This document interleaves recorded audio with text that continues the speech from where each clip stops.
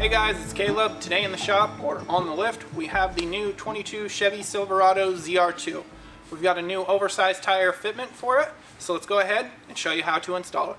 Here we have the tools that you'll need for install. You'll need a 4mm Allen, a 3mm Allen, a 10mm socket or wrench, and then a T15 Torx. Here we have your front laid out. What you'll get in your kit is your flap for that corner, you'll get your mount plate and your shim, and then you'll also get the hardware. We'll go ahead and put a breakdown of that hardware on the screen right now. Before we head over to the vehicle, let's go ahead and pre-assemble our flap. It'll make it easier for the install. And so let's jump right in. How we're going to do it is we're going to take our flap and we're going to take one of our flange nuts and we're going to press it into the hex hole on the flap right here. Just like so. And then we're going to take our mount plate and we're going to press them in from the non-etch side.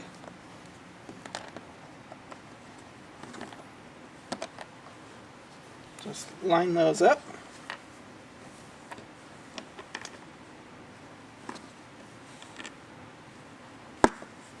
To get these to press in easy, if they are perfectly straight up and down, they slide in a lot easier. If they are slightly angled or bound, it will make it a little more difficult. So if you need to, you can always take a mallet and use that to put your weight on and help press them in. So now that we have that prepped, we're going to go ahead and we're going to flip over our flap and we're going to take our shim, place our shim on top like so, take our mount plate, align it like so. Now we'll flip it back over and we're going to align these holes right here.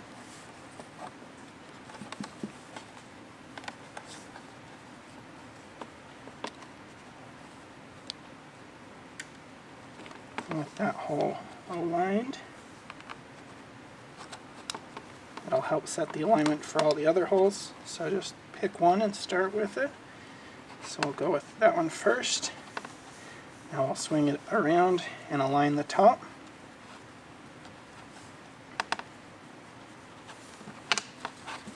And we'll align this one.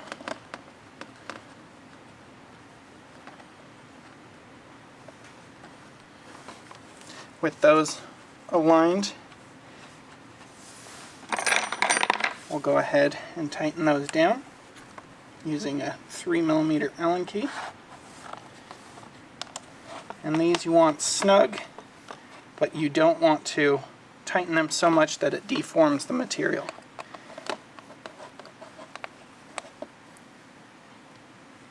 If you're worried about vibration, you can use some medium strength thread locker on each of the nuts to keep that together. Now that we have those three tight, we're going to go ahead, we're going to take our large Z bracket, and we're going to take that and put that in this upper slot here, just in between where that shim is. It's going to slide. We'll align the hole here, and we'll put our screw in there.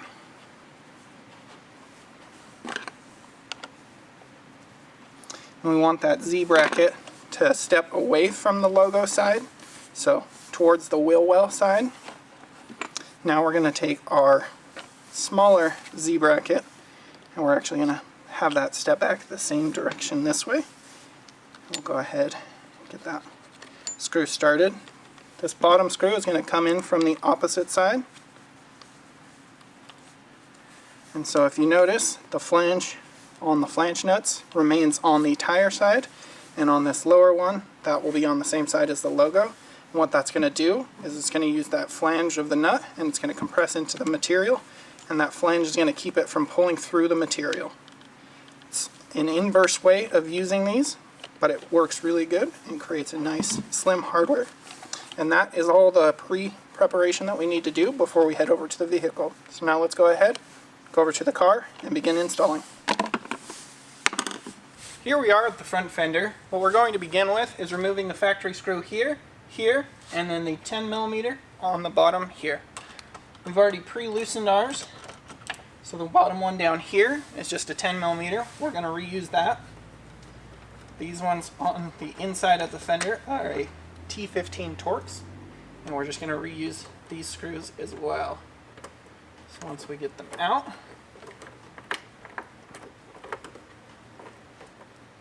we'll go ahead and begin by grabbing the J bracket in our kit.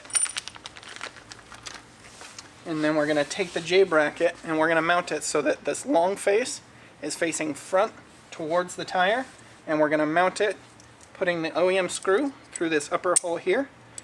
It'll go right like that. Now we're going to place it into this bottom hole here, going right back into the factory insert.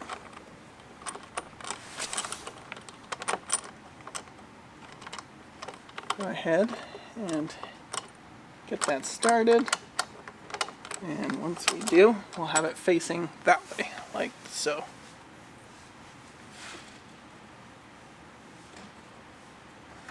I'm going to grab my wrench with a ratchet with a 10mm socket. I'm just going to go ahead and get that started.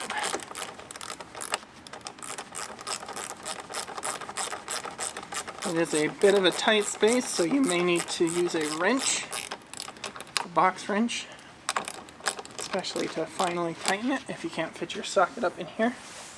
So, now that we've got that in position, we want it as parallel with the wheel well as we can get it, and then we'll lock it down into that position. Now that that's fully tightened down, we can go back up. Now we're going to go ahead, grab our flap. We've left our brackets here loose so that we can align them with the mount holes here and here. What we're going to do is we're going to take this tab and we're going to set it behind the J bracket, and then we're going to pull this up. We'll align this mount hole right here, and then we'll align the upper bracket with the mount hole right here. Now we'll grab our wrench with the T15 Torx.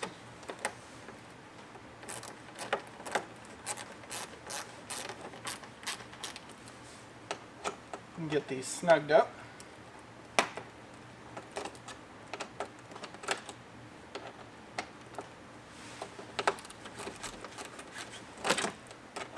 Come on.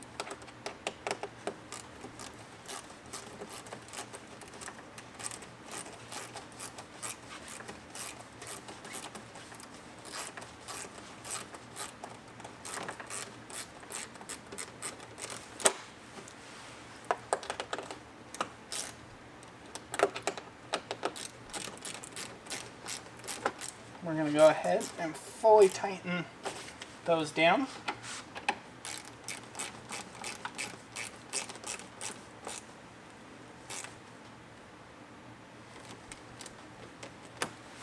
Now we're going to go ahead, grab our 3mm Allen. We'll take our flap, fully adjust it, closing the gap along the fender's edge, and then we're going to tighten the bolts that are going through the bracket.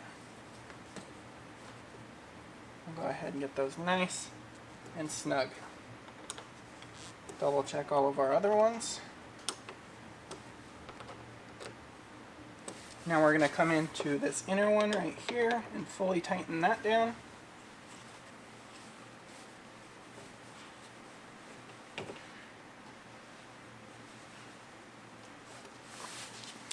Next, we're going to grab the remaining hardware, which should be a 1/2" number 10 screw, a number 10 lock nut, and a small washer.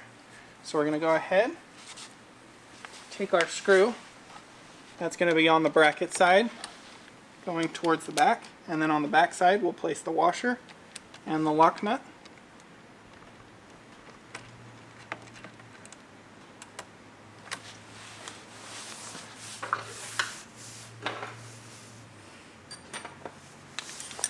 Now we'll go ahead, take our 10mm and our 3mm, and we'll go ahead and tighten that down.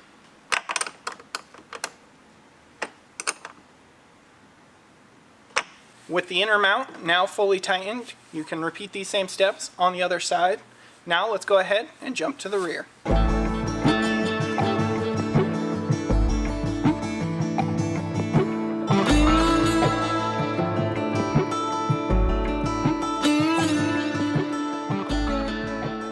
Here we have your rear laid out. What you'll get in your kit is your rear flap for that corner.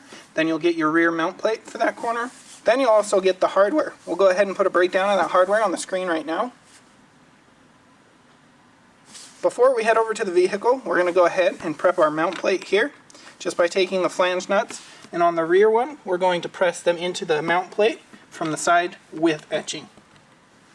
So now that mount plate is ready, we can head over to the vehicle and begin installing. Here we are at the rear fender. We're going to begin by removing this OEM screw from here, just in the liner, and then the two bottom screws here. We've already pre-loosened ours. These can be loosened with a T15 Torx. And then this upper one we're going to reuse, and then the bottom two we can set aside. Now we're going to go ahead, grab our mount plate. We're going to take it and face the etching so that it faces the liner, or that the flange of the flange nut touches the liner as well. We're going to go ahead, we're going to line this down in here, just in front of the clip that's on the liner going through this hole. Then we're going to tuck the rest of it behind both layers of the fender, the plastic and the metal. And we're going to align this upper hole with that factory point right there.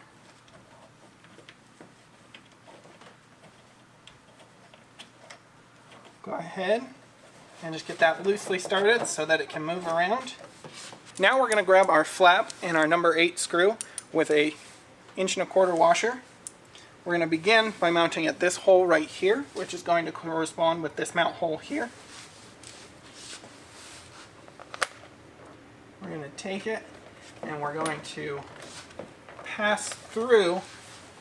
You'll want to lift this up and align it so that way you can see the clip behind it.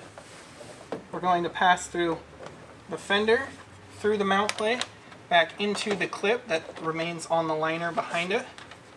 We'll go ahead and just get that started. Now with that started, we can grab our other number 8 screw with 1.25" washer, and that's going to go into this other bottom hole just right here. Go ahead and get that started as well.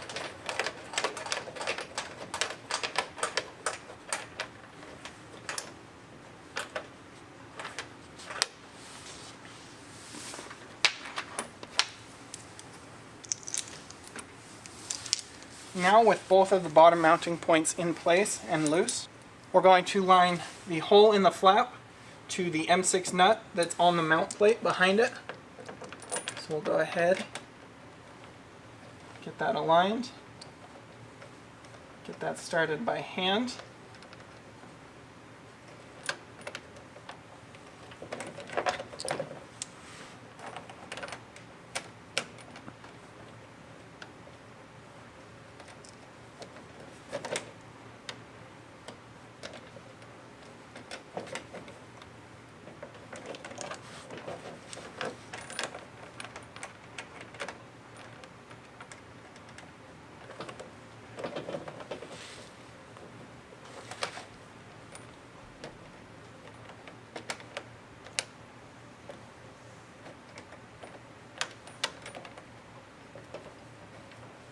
There we go.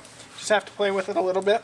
Once you get the top started, it'll make it easier if you tighten this down a little bit, just barely, so that the flap can still move. But that's going to pull the bracket forward, helping you align your bottom hole easier, or your middle hole right here. So that one is now aligned and going in.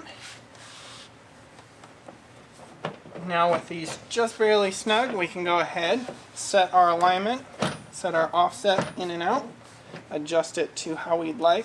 You can go ahead and check the bottom with the level if you'd like. We're just going to go ahead and eyeball it, make sure it looks good. Now we're going to grab our Phillips head drive and we're going to tighten the bottom screws here.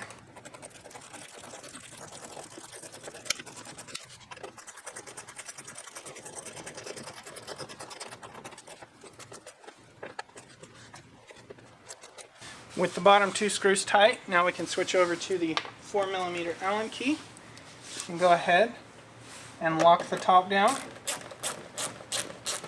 What this is going to do, it's going to pinch the flap and the mount plate over the edge of the fender, creating a nice, tight mounting surface. Go ahead, tighten that top one.